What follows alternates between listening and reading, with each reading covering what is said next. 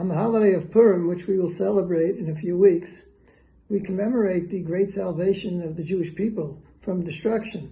Haman, who was the premier, appointed under the king Ahasuerus, had decreed that all the Jews, with the king's permission, that all the Jews, men, women, and children, should be destroyed on one day, which would have been even worse than the Holocaust, in which 6 million Jews were killed, but still there was a significant remnant of Jews to continue the existence of the Jewish people.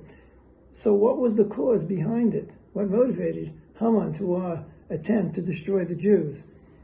And the Megillah tells us that when he was appointed, there was a decree that everybody had to bow down to Haman. And everybody did, except for one person. And that was Mordechai the Jew, refused to bow down to him. And the question arises, why didn't he want to bow down to him? According to Judaism, it's permitted to bow to another person as a sign of respect. Obviously, you can't bow to any object, which would constitute deification. That would be what we call avodah zarah, worshiping a false god. So what was the problem over here? So there's a number of explanations that are given. There are some who say that Haman had some type of an idol woven into the garment that he wore, and that by bowing down to him, it would constitute bowing down to an idol. This is not mentioned in the Megillah itself. There's another reason, which I think is very, very significant, and that is a different kind of an idolatry. There's an idolatry of people who claim that they're the masters of the universe. It's that type of a philosophy. That was the philosophy of the Nazis. They denied God in that sense. They may have paid lip service, but the God was really themselves. That they are the masters, they're the most powerful force, and they are the supermen. And the Aryan race, that race, are the true masters, and they get to determine what's right and what's wrong. That's a form of idolatry, the denial of God and the elevation of man, the deification of man. And that's why Mordechai refused to bow down to it, because to bow down to it would give his assent, would be a certain form of acknowledgement that there may be something to this, there may be some truth to that, and that's the essence of evil. So even though he risked his own life, and not only that, but he risked the lives of the Jews, because as a result, Haman decreed, it was too small in his eyes just to get rid of this one guy, Mordechai.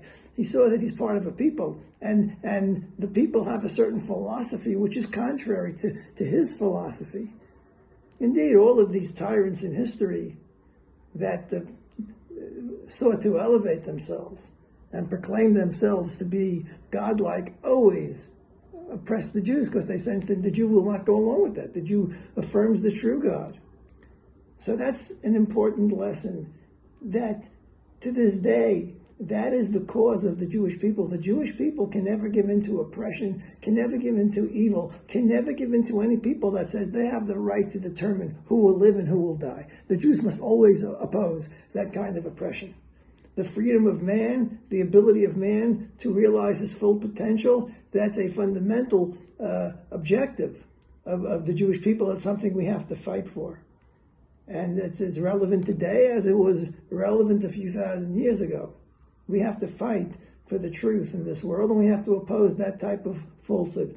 Parenthetically, we also learn something else, because you can ask, what was Haman's problem? Everybody bowed down to him.